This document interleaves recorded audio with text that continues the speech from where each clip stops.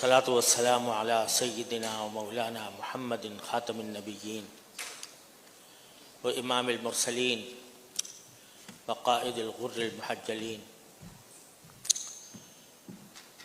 وعلى آله وأصحابه أجمعين وعلى كل من تبعهم بإحسان إلى يوم الدين. My brothers and sisters, Assalamu alaikum wa rahmatullahi ta'ala wa barakatuh.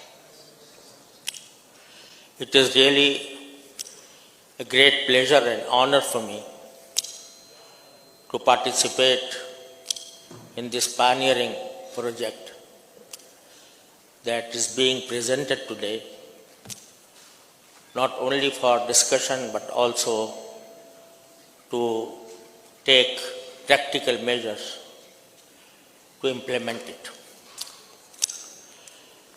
First of all, I would like to point out that when we speak of Islamic finance, some people understand that Islamic finance is restricted to the Muslims only. No doubt, it is the principles governing Islamic finance are provided by the Holy Quran and the Sunnah of the Holy Prophet Muhammad sallallahu alaihi wasallam, and Muslims are bound to follow them in each sphere of their life. But so far as Islamic finance or Islamic trade is concerned, its benefits are not restricted to Muslims only. They comprise some principles, guiding principles that are for the betterment of the entire humanity at large.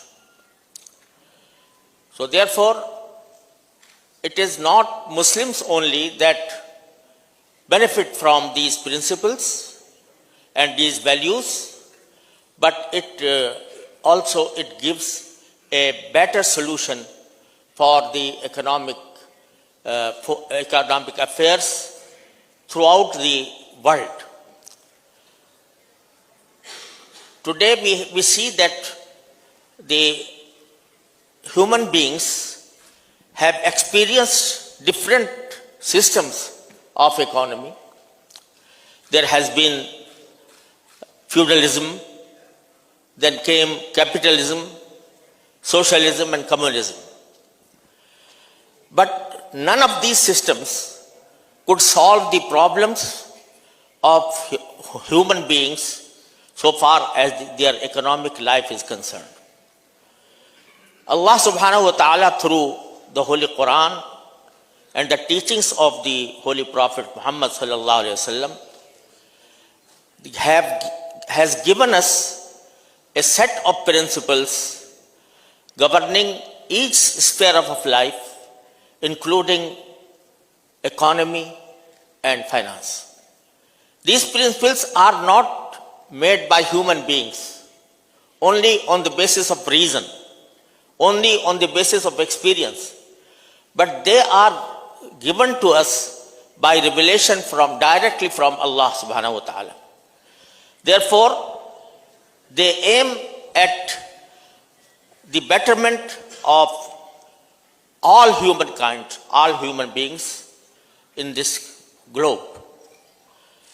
So, this is the reason why non-Muslim countries are also interested in practicing according to those principles that are set by the Islamic financial system. For that purpose, in the last year, I think, I was very kindly invited by this university that is for higher studies of law and economy. And when I was in Moscow, Brother LC and Brother Krill, they have told me that they are thinking about a product or a project in which they want to use Islamic finance for the food security and for the purpose of exporting grains to the Muslim countries on the basis of Islamic modes of financing.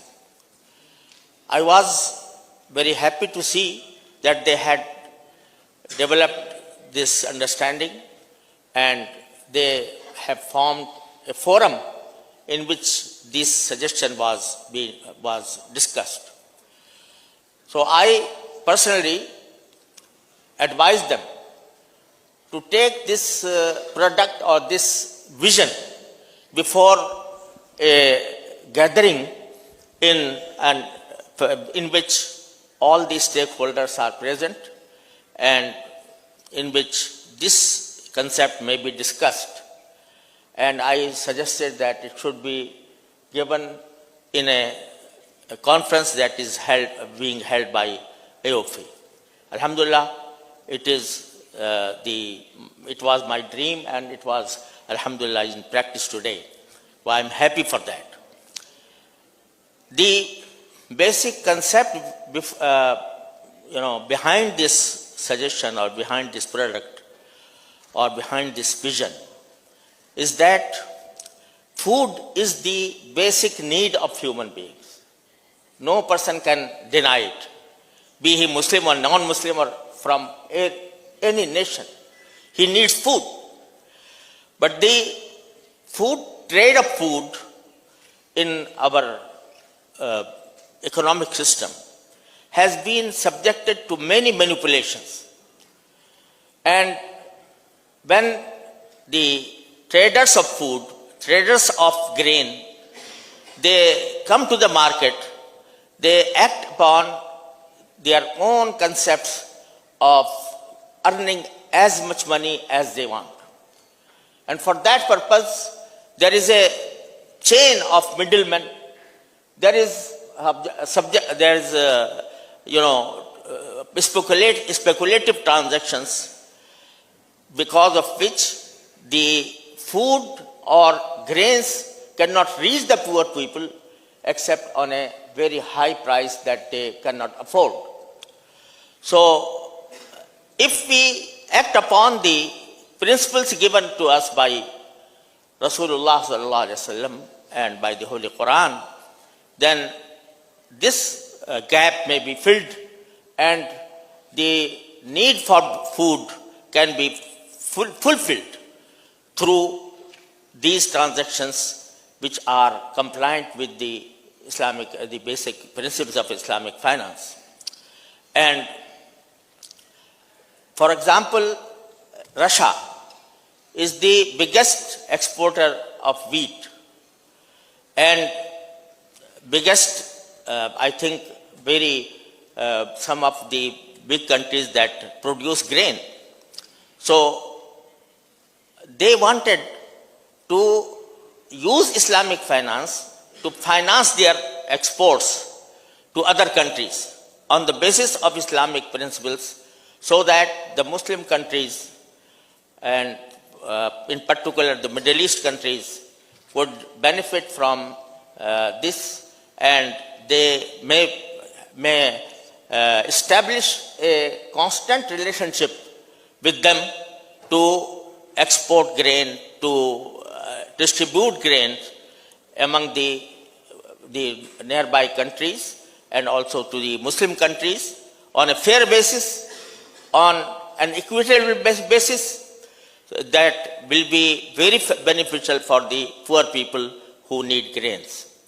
So this is the basic vision, and for that purpose they have established a kind of relationship between themselves and between some stakeholders and between some companies, that is Usmani company. So today we will discuss, inshallah, this unique product, and we will discuss how the pros and cons of the proposal that is before us and to find out the solutions to the food security problem and for the ambitions of Russia to export grains to the countries, to the Muslim countries through Islamic finance. And I hope that, inshallah, this session and these discussions will throw more light on the vision that is the subject matter of this session. And I hope that all the participants will contribute to the to different horizons of the vision, and I hope that Allah subhanahu wa ta'ala may guide us for that, inshallah. Wa akhiru ta'wana and alhamdulillahi rabbil alamin.